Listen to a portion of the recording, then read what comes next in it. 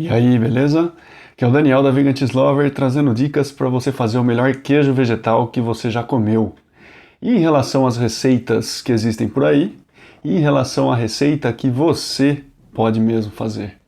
Eu queria, com esse vídeo aqui, pelo menos mostrar a possibilidade que existe de você fazer a sua própria receita do seu queijo vegetal. Isso é 100% possível, sim. Mas eu já vou adiantar que não existe mágica. Eu não vou nesse vídeo descrever um processo infalível para que você já faça hoje mesmo a sua receita. Não. Mas sim, eu queria mostrar um caminho que é possível você trilhar para você fazer a sua própria receita, né? E eu digo que não é uma coisa mágica, justamente porque você precisa entender algumas coisas em relação a ingrediente, em relação ao processo. E isso só acontece com a prática. É mais ou menos como andar de bicicleta. Eu acho que ninguém que começou a andar de bicicleta já pegou uma Caloi 10, foi para a estrada fazer uns 20 quilômetros de bicicleta. Então sempre tem o processo de você estar amparado por duas rodinhas, depois vai, tira uma, vê que não deu certo, volta ela, depois de um tempo tira de novo, cai um pouco, levanta, tira outra, cai de novo e tal, rala o joelho, não sei o que, e até que depois aprende a andar de bicicleta, né? E aí consegue ter uma autonomia maior. E eu acho que para muitas coisas que a gente tem de aprendizado na vida, o processo é esse. E fazer queijo vegetal não deixa de ser um aprendizado também, né? Isso se, claro, você quer realmente evoluir no processo, você quer ter um queijo vegetal saboroso, quer ter um queijo vegetal que te preencha, né? Para chegar nisso, sim, é um processo. Tá? E por que você deveria fazer a sua própria receita do seu queijo vegetal? Porque às vezes as receitas que estão disponíveis, elas não vão te preencher como a sua, né? Como a própria receita que você pode desenvolver. E isso porque muitas vezes você pode mirar uma receita de um livro, da internet e tal, fazer exatamente o que está dizendo, usar as quantidades exatas e não vai ficar do agrado, não vai ficar uma receita equilibrada. Tá? E por que isso pode acontecer? Muitas vezes a marca dos produtos pode ser diferente, a marca dos ingredientes que estão sendo usados pode ser diferente, né? Então quem escreveu a receita pode usar uma marca X de um determinado ingrediente, você ter uma marca Y desse mesmo ingrediente, e acontece que o comportamento desses ingredientes ele pode ser diferente, né? Um pode ser um pouco mais forte que o outro, então a quantidade que está sendo usada e que seja exatamente a mesma, né? Por exemplo, 2,5 colheres de chá de determinado ingrediente. Se eles são de marcas diferentes e têm potências diferentes, pode ser que em uma receita fique mais fraco, né? Ou mais forte. Isso aí é o que eu quero dizer quando eu falo de marcas diferentes, né? E isso pode ser tanto para ingredientes de sabor, quanto pode ser para ingredientes que vão dar uma certa estrutura, né? Como o agar-agar, capa-carragena. E às vezes não é só uma questão de marca, mas alguns detalhes que podem estar não tão claros numa receita. Se o ingrediente a ser usado, ele deve ser utilizado na versão em pó ou em flocos, por exemplo. Isso faz uma grande diferença, né? Uma colher de sopa de levedura nutricional em flocos não é a mesma coisa que uma colher de sopa de uma levedura nutricional em pó. Tá? Essa colher de sopa de levedura nutricional em pó, ela vai ter uma potência muito maior na receita, ela vai deixar um gosto muito maior por conta da quantidade que está sendo utilizada, né? Apesar da métrica ser a mesma, uma colher de sopa para as duas, mas é perceptível, né? Basta você pegar 2 pacotes de levedura nutricional no supermercado, uma em pó e uma em flocos, e comparar visualmente o tamanho deles e o peso, né? Você já percebe isso que eu estou falando. Um outro problema que pode surgir para uma receita que você está buscando, pode ser que ela nem foi testada, ou seja, tem pessoas, claro, na internet ou com livros que querem postar ou escrever uma gama muito grande de receitas e às vezes nem sempre vão testar todas elas, né? E aí um problema disso pode ser que na própria descrição do passo a passo, de como fazer, de como executar essa receita, alguma coisa seja omitida, né? E não por má fé, mas porque, como não foi testada, ela não passou por aquele problema, que de repente você pode ter. E aí o resultado final não vai ser tão interessante assim, né? Pode ser que a receita ela traga alguns ingredientes que são mais difíceis de achar, né? Por exemplo, se você tiver uma receita que está trazendo lestina de soja, onde que você vai arrumar lecitina de soja? Quer dizer, se você tem uma prática já na cozinha, já faz algumas coisas um pouco mais elaboradas e tal, pode ser que você tenha lecitina de soja em casa, mas não é o ingrediente mais comum que a gente pode ver na casa de todo mundo aí, né?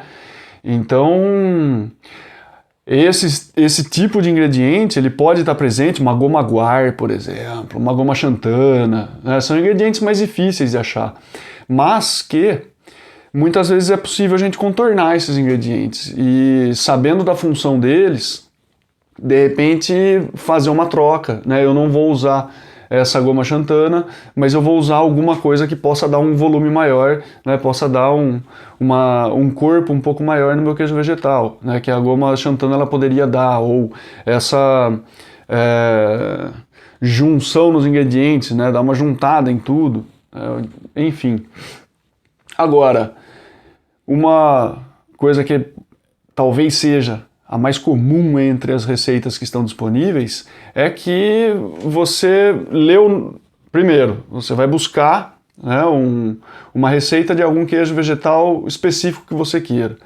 E aí vai ser atraída pelo nome, né? Vamos supor, eu quero fazer um tipo cheddar ou um tipo feta, alguma coisa assim, e você vai ser atraída pelo nome. E o nome ele já acaba sendo um pouco capcioso aí, porque ele já te induz, né, aquele resultado final que você pode esperar que remeta a um queijo tradicional, né?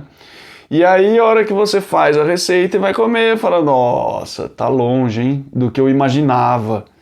Então pode ter esse ato entre a receita que você se depara e o que você espera, né? Então isso daí pode ser meio complicado.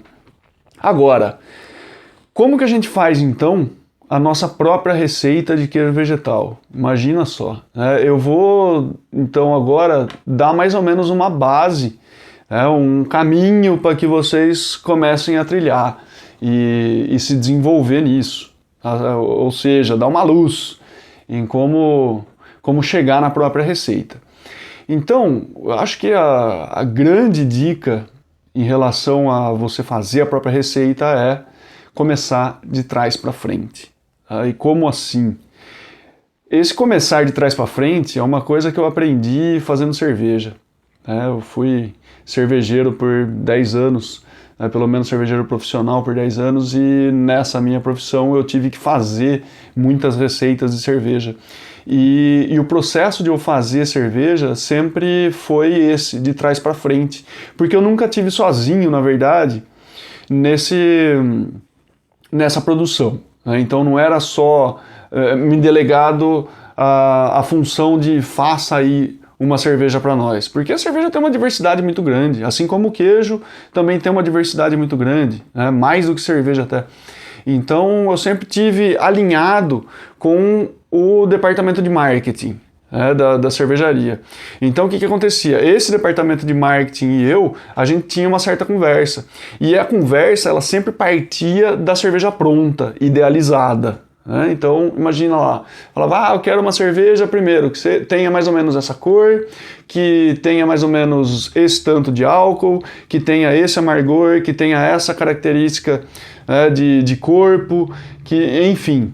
Ou seja, a gente fazia uma descrição sensorial ideal da cerveja que seria produzida. Aí, a partir desse ponto, aí sim era comigo. Daí eu tinha que traduzir todas essas informações sensoriais em termos de ingrediente e em termos de técnicas para que essa cerveja ficasse pronta de acordo com o que ela foi pensada. Então, foi com essa prática que eu tive que eu acabei trazendo para o mundo dos queijos vegetais, né? Então, quando eu vou fazer um queijo vegetal, muitas vezes, eu penso dessa forma também. Ou seja, eu vou pensar o queijo vegetal pronto já, então o que eu espero dele, né, em termos sensoriais. E uma vez que eu tenho isso em mente, aí que eu começo a explorar um pouco mais os ingredientes que eu vou usar, a textura, sabores, né, os ingredientes em vista da textura, do sabor e tal, do que eu acabei por idealizar ali. Então eu acho que esse é um caminho que funciona muito para mim e é isso que eu queria compartilhar com vocês. Então, o primeiro passo é você pensar no queijo vegetal que você quer comer, ou seja, qual é esse queijo vegetal, né? Você consegue identificar ele com algum queijo tradicional que existe ou não, né? Ou você imagina ele de uma forma, com um tipo de gosto, com uma certa textura e tal. Independente, não necessariamente você precisa atrelar isso a um queijo tradicional. Tá? O mais importante nesse processo é você fechar os olhos e idealizar qual seria o queijo vegetal que você quer comer. Uma vez que você tem isso já idealizado, que você conseguiu pensar nisso daí, aí a gente precisa desmembrar um pouco isso, ou seja, pegar esse queijo vegetal ideal, né, que está na sua mente, e começar a colocar algumas partes, né, ou seja, desmembrá-los mesmo, colocar alguns membros em separado aqui. E em relação a isso, a gente pode pensar, primeiro, qual vai ser a textura que o queijo vegetal vai ter. Ou seja, nós estamos falando de um queijo vegetal que ele é mais mole, ele chega a ser pastoso, a gente vai esparramar ele num pão, por exemplo, ou ele já vai ter uma consistência um pouco mais firme, ele vai ter uma certa resistência ao corte, vai ser semiduro, ou vai ser duro para que a gente possa ralar e se for cortar com faca ele até esfarela. Então essa é a parte da textura. Como é que a gente vai definir isso daí? Depois disso, qual é o comportamento que ele vai ter? Ou seja, você consegue cortar ele, se ele for submetido à temperatura, ele vai esparramar, ou vai ser um queijo vegetal que ele não vai entrar para temperatura alguma, ou seja, ele vai ser feito para ser consumido em temperatura ambiente, por exemplo, ou saiu da geladeira, do frigorífico ali, você já pode consumir. Tá? Só um parênteses que eu abro aqui, em relação ao consumo do queijo vegetal, que ele está na geladeira, né, ele está no frio, armazenado no frio, e a hora que você traz ele para o consumo, só uma dica, é sempre interessante você consumir ele alguns minutos depois de tirar ele da geladeira. Tá? E isso porque quando ele está frio, os sabores e aromas eles não são facilmente desprendidos, né? Eles não vão se desprender facilmente. Então, quando a gente consome isso mais gelado, a gente não sente tanto todo o sabor que ele tem para nos entregar, quanto se a gente esperasse um pouco. Esperasse um pouco isso, questão de alguns minutos, de você tirar primeiro ele da geladeira e depois ir organizando todos os outros ingredientes que você vai precisar ali para consumir junto, né? Cortar o pão, pegar alguma bebida, colocar uma toalha na mesa e tal. Só esse tempo aí muitas vezes já é suficiente para que ele comece a ter a temperatura do ambiente, porque na geladeira, vamos dizer, ele pode estar ali entre 5 e 7 graus Celsius mais ou menos, tá? Ou 4 e 7 mais ou menos, depende da temperatura da sua geladeira, né? E isso é muito frio para a gente consumir um queijo vegetal, tá? Então é importantíssimo que a gente deixe ele ganhar, né, um pouco mais de temperatura, ou seja, que ele vai chegar ali pelo menos a uns 12, 14, já vai ser uma temperatura interessante para consumo, que a gente pode aproveitar muito mais esse queijo vegetal. Tá? Fecha parênteses, e aí a gente volta para para as características, né, que a gente está desmembrando, então, esse queijo vegetal. Depois que a gente viu a textura, depois que a gente viu o comportamento que ele vai ter, é interessante a gente pensar na ocasião que ele vai ser consumido. Então, para que eu vou fazer esse queijo vegetal? Eu vou fazer ele para consumir numa pizza? Ou ele vai ser consumido num sanduíche? Ele vai ser consumido numa tábua com outras coisas ali? Vou cortar ele em pedacinhos para ter um pouco de azeitona, ter um tremoço, ter um pepininho de picles ali, né, um pedacinho de pão. Como é que vai ser essa composição, né, para a gente comer? A ocasião ela faz muita diferença, né, porque aquele tipo de mussarela que você faz para ralar, para pôr em cima de uma pizza, não é o tipo que você vai cortar em quadradinho para degustar ele meio que sozinho ali em acompanhamento com outros tiragostos, né? Então não vai ser isso daí.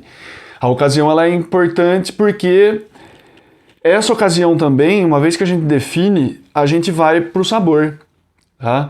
Porque é muito diferente você produzir um queijo vegetal pensando em consumir ele sozinho e pensando em consumir ele já numa comunhão com outros ingredientes onde haverá uma certa disputa de sabores, né? Você tem ali vários sabores que estão competindo num hambúrguer, por exemplo. Primeiro, você vai ter já o seu hambúrguer vegetal, que ele, teoricamente, ele vai ser o protagonista da história ali. E depois você vai ter um tomate, um alface temperado que foi para ali, depois você vai colocar de repente até uma cebola que você pode ter fritado um pouco ela, e daí você vai ter um queijo vegetal. Esse queijo vegetal, ele precisa também ter um pouco mais de sabor, para que ele possa ser percebido ali, porque senão vai ser uma textura sem gosto que vai estar ali dentro, né? Então a gente precisa enaltecer um pouco esse sabor. Por isso que eu digo que a ocasião que a gente vai usar, ou a finalidade que a gente vai usar esse queijo vegetal, ela vai ser importante para a gente definir o sabor que a gente vai colocar. E, enquanto sabor, eu estou pensando aqui principalmente em relação à potência do sabor, em relação à intensidade, né? Quão intenso vai ser. Vai ser um sabor mais leve ou um sabor mais carregado, né? Que a gente vai ter já uma força um pouco maior nele. Né? É diferente. E, inclusive, se a gente pensar nos queijos tradicionais, isso daí também existe. Né? Se a gente for pensar, vou fazer uma brusqueta. Maravilha. Você vai fazer uma brusqueta e vai colocar uma mussarela vegetal ali. Essa mussarela vegetal, ela não tem uma potência muito grande em termos de sabor. Ela é mais leve ali. Ela trabalha muito mais com a textura do que com o sabor. Então, a própria mussarela, se a gente vai usar ela numa brusqueta ou se vai usar ela numa pizza, ela tem, ou se vai usar ela num sanduíche, ela também tem essa diversidade que a gente pode jogar, né? E é a mesma coisa a gente pensar em relação aos queijos tradicionais. Se você for pensar numa mussarela ralada para uma pizza, numa mussarela para colocar num sanduíche e numa mussarela para pôr numa brusqueta, a gente pode encontrar também 3 tipos diferentes de qualidades diferentes para a gente usar nisso, né? É só a gente pensar um pouco e imaginar até muitas vezes quando a gente vai comprar algum produto e fala, não, esse daqui ele custa um pouco mais caro, ele tem uma qualidade um pouco superior e eu vou comprar ele porque eu vou usar em tal preparo, né? Esse daqui é mais barato, esse daqui dá para usar no meu dia a dia porque, né, sei lá, enfim, faz sentido isso. A gente pensar nessas qualidades para ocasiões diferentes. Então, é isso que a gente vai pensar no sabor também. Se vai ser mais suave, se vai ser mais forte. Uma vez que a gente já tem isso daí mais ou menos mapeado, aí cabe a nós começar a entrar na própria produção, nas técnicas de produção e até em como a gente vai fazer.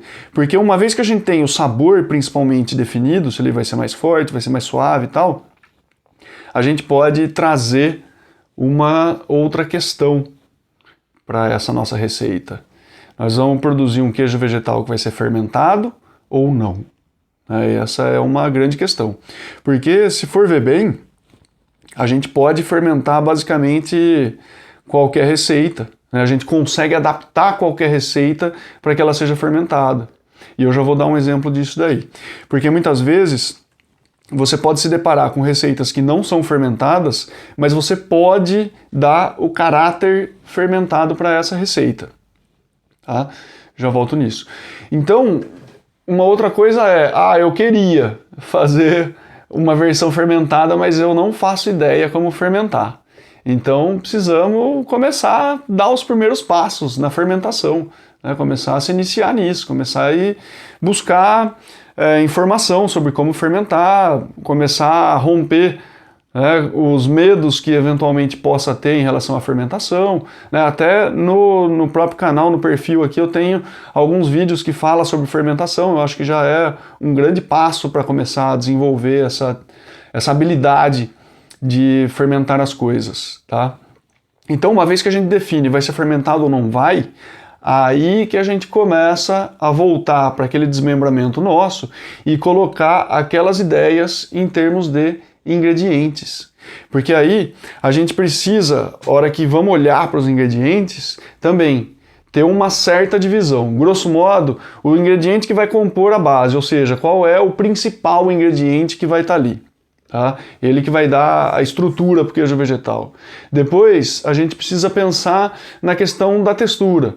Bom, a textura que eu imaginei, o que eu preciso para deixar ela daquele jeito, né? E depois, o próprio sabor.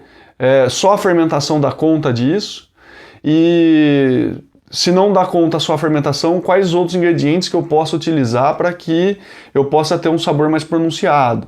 Tá? Então, mais ou menos isso. Então vamos voltar e começar a desmembrar um pouco mais isso daí também. Quando você vai para os ingredientes em relação à base, qual é o principal ingrediente que a gente vai usar? Veja bem que se você for analisar várias receitas que estão por aí, a gente tem mais ou menos 2 grandes caminhos a seguir. Ou a gente vai montar uma base através de castanha, de leguminosas, alguma coisa assim, né, que vai ser o principal ingrediente, tipo castanha de caju, ou amêndoa, macadâmia, amendoim, enfim, o que quer que seja. Né? Ou se não, a gente começa a ver algumas receitas que elas se iniciam com uma base mais líquida, tipo um leite de amêndoas, um leite de soja, né? Ou até mesmo um iogurte. Tá? E é aí que a coisa começa a mudar de figura, porque quando eu falei para vocês que é possível a gente trazer o aporte fermentado para uma receita que a princípio não traz fermentação, o iogurte, por exemplo, ele pode ser uma grande base de troca. Né? Se você tem ali um leite de amêndoas, você pode, de repente, fermentar o leite de amêndoas e usar o leite de amêndoas fermentado. Né? O iogurte, o que é o que é o iogurte se não um leite fermentado? Tá? Mas muda a consistência. Claro que muda a consistência. A gente está falando de micro-organismos que está atuando naquele leite, que vai acidificar aquele leite, e aquela acidez vai promover uma coagulação. Ou seja, a gente vai ter as proteínas modificadas ali, né? Rearranjadas, agrupadas. Então, aquele leite ele fica coagulado por conta dessa ação ácida, né? Então, do meio ácido que vai ficando por ação dos micro-organismos. Né? Então, é possível a gente começar a pensar mais ou menos dessa forma aí, identificar na receita qual é o ingrediente principal e ver a possibilidade de fermentação dele. Né? E depois, em relação a essa variedade de castanhas que a gente tem, para quem está começando a fazer os queijos vegetais, eu sugiro sempre a castanha de caju. Tá?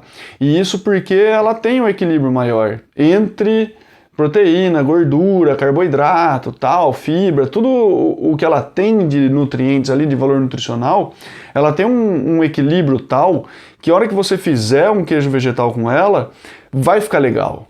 Tá? Vai ficar bem saboroso, vai ser atrativo, porque ela é mais neutra também, né? Você consegue triturar ela para chegar numa certa cremosidade. Então a castanha de caju ela promove isso daí. Agora, se você falar, mas eu queria fazer de macadâmia, aí a gente já tem um balanço diferente na macadâmia. Ela tem muito mais gordura, ela é mais fibrosa, então a gente precisa entrar com outros ingredientes para compensar isso daí. Por isso que eu sugiro, né, e como a proposta desse vídeo é mostrar mais ou menos o caminho para fazer isso, eu não vou entrar nesses detalhes, eu vou só deixar esse caminho da castanha de caju como uma sugestão para que vocês comecem com isso. Tá? Depois, em relação à textura, como eu disse, só a castanha de caju ela vai dar uma textura agradável. Isso se a gente avançar com técnicas de cura para que a gente possa perder um pouco a água do processo e, de repente, até estar resistente ao corte. Né? É possível a gente fazer isso daí também com a castanha de caju. Se não, mas eu quero, não sei, não quero esperar 20 dias para comer esse queijo vegetal. Eu queria esperar, sei lá, 10 dias. Tem como ter algum atalho aí? Tem. Você pode usar um pouco de óleo de coco. O óleo de coco ele dá uma estrutura um pouco mais firme para esse queijo vegetal. Justamente porque o óleo de coco, como ele é um óleo com muita gordura saturada, isso quer dizer que abaixo dos 25 graus ele vai solidificar. Então, quando você faz um queijo vegetal com óleo de coco e depois coloca ele no frio para ele maturar, o óleo de coco ele vai ficar sólido, né? Então ele vai dar uma estrutura maior para esse queijo vegetal. Né? Porém, o que vai acontecer? A hora que você tirar ele do frio, e se na sua cidade for muito quente, se tiver muito calor, e a temperatura ambiente for acima dos 25 graus, pode ser que, se você cortou ele, está comendo, está conversando, a coisa está seguindo ali e tal, pode ser que o seu quarto pedaço que você for comer, ele já está, né, um pouco mais maleável ali. Está um pouco diferente do que estava logo que você tirou ele do frio. Então, é importante ter esse conhecimento aí e saber o que esperar desse queijo vegetal, tá? De como ele vai se comportar. Agora, quando você estava pensando o seu queijo vegetal ideal ali, você pensou que ele pode dar uma esparramada, porque você quer pôr numa pizza, quer pôr num sanduíche e tal, alguma coisa assim, a gente precisa entrar com ingredientes que vão favorecer isso. Né? E isso, principalmente, o óleo de coco, ele ajuda bastante, como eu disse. Né? Se em temperatura maior do que 25 graus ele está líquido, quando você aquece, esse óleo de coco ele vai esparramar. Ele vai virar líquido. Mas você precisa ter também outros ingredientes que vão segurar um pouco esse óleo de coco também. Né? Ou seja, esse óleo de coco, quando você for fazer, e aí entra a parte técnica da coisa, você precisa fazer uma emulsão. Ou seja, esse óleo ele vai precisar ser dissolvido, né? Ou ser misturado com a parte líquida da sua receita, né, para que aquilo se integre e não se separe, né, porque senão, do contrário, a hora que você coloca isso, sei lá onde, numa pizza ou qualquer lugar, pode ser que você veja uma parte líquida saindo, e não é isso que a gente quer. Né, mas é possível usar óleo de coco e dentro desse processo fazer uma emulsão bem feita para que ele fique integrado com os demais ingredientes. Né. Outros ingredientes que entram e que pode dar estrutura, né, dar textura para o queijo vegetal é o agar-agar, né, é a capa carragena, ou seja, são geleificantes que podem ajudar nesse processo. A capa carragena já é mais interessante em relação ao agar-agar porque ela volta, né, a hora que você aquece ela dá uma esparramada também. O agar-agar já não, né, ou seja, a capa carragena é termorreversível. Então, quando você aquece ela volta mais ou menos aquela condição inicial dela, né, de estar um pouco mais diluída nesse líquido aí. E depois a própria tapioca, né, o polvilho doce, é um ingrediente também bem interessante de ser utilizado, porque dá uma certa elasticidade. Né, então você tem aquele efeito de esparramar, mas também não vira água em cima de uma pizza. né? Ele vai se manter mais ou menos ali por conta do polvilho azedo que está ali, tá? Ou do polvilho doce ou da tapioca. Eu prefiro usar o polvilho doce ao polvilho azedo. Tá? E depois, em relação a sabor, o que a gente vai usar? Se estamos falando de algo mais potente, você pode entrar com levedura nutricional, por exemplo. A levedura nutricional ela está repleta de umami, né, daquela explosão de sabores. Ela vai complementar o que tiver ali. Inclusive, se a gente estiver falando de um queijo vegetal fermentado, nada impede da levedura nutricional estar presente, tá? Porque ela vai potencializar os sabores que foram criados com a fermentação.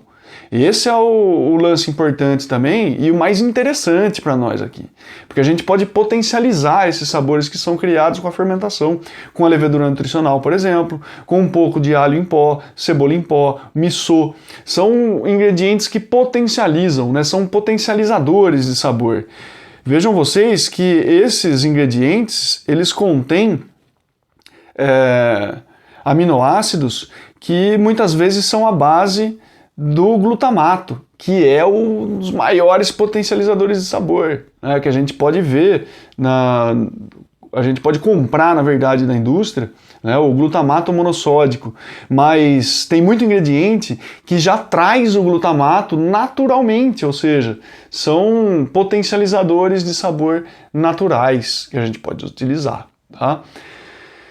Bom, com isso é possível então a gente juntar tudo, fazer o nosso queijo vegetal e depois degustar. Uma questão que agora pode estar na sua mente é: opa, peraí, não acaba esse vídeo ainda não. E quanto que eu vou usar de cada coisa dessa? Porque falou de um monte de ingrediente aí, e qual a quantidade que eu uso para poder ter alguma coisa que seja comestível, vamos dizer assim, que seja atrativa, né, ao nosso paladar. E é aí que eu volto para as receitas para dizer que as receitas elas não são de todo má, elas não são de todo coisa ruim. Ou seja, tem parte boa também das receitas. Se você pegar umas 4 ou 5 receitas de um mesmo tipo de queijo vegetal e ler comparando elas, você consegue ter uma ideia mais ou menos do que está acontecendo ali, quais são os ingredientes principais daquele tipo de queijo vegetal que não pode faltar, e você vê mais ou menos a quantidade dos ingredientes que estão sendo utilizados. Tá? E aí, como é que você faz para saber qual quantidade utilizar? Tira uma média daquilo. Vê mais ou menos quanto que estão sendo utilizado ali. Uma receita fala de 3 colheres de sopa, a outra fala de 2, a outra fala de 2,5, a outra fala de 2, a outra fala de 2,5. Quanto que você vai usar? Entre 2 e 2,5. Né? E aí que entra o processo, né, de construção do conhecimento, de você se desenvolver nessa arte de produção do queijo vegetal. Porque quando você for fazer daí, colocar em prática essa receita, olha o que vai acontecer. Você vai ter uma caneta na mão, um papel, você vai anotar tudo o que está acontecendo ali. Você vai anotar os ingredientes que você utilizou, seja em medidas, né, com colheres, seja em peso, se você tiver uma balança, enfim, vai anotar tudo. Anotou o modo de fazer, como você fez, o que deu certo, o que deu errado. E depois, quando ficar pronto, aí também volta para aquela folha que você escreveu tudo aquilo lá, come aquele queijo vegetal e descreve o sabor, descreve a sensação que você está tendo. Mas eu não sei descrever. Sabe? Primeiro, gostei e não gostei, já é bastante coisa, já falou bastante coisa ali, para sua receita pelo menos, né? E depois começa a explorar isso. Do que você mais gostou nesse sabor aqui? Gostei mais desse, tal. Do que você menos gostou no sabor? Disso. Do que você mais gostou na textura? Disso aqui. Do que você menos gostou na textura? Disso. Vai anotando. E aí você tenta estabelecer as relações com os ingredientes que você utilizou, né, para que depois, numa próxima vez que você vai fazer, você possa como se tivesse com um equalizador ali. Ah, esse ingrediente eu vou diminuir um pouco, esse eu vou aumentar um pouco, esse tá bom, vou deixar, esse aqui também, esse aqui eu vou aumentar um pouco para ver o que acontece, que eu não sei, de repente fica melhor ou não, e sempre toma nota de tudo. Né? Esse é o processo de desenvolvimento nosso, de crescimento nesse tema da produção dos queijos vegetais. Tá? Então, espero que tenha pelo menos mostrado um caminho para vocês percorrerem aí para fazer a sua própria receita, ou pelo menos para se iniciar, né, nessa jornada de autonomia das suas próprias receitas de queijo vegetal. E eu gostava de saber também, se de repente você já fez alguma receita autoral, né, você já inventou alguma receita de queijo vegetal e ficou interessante, ou ficou horrível, comenta aí. Diz pra mim o que vocês acharam. Até a próxima.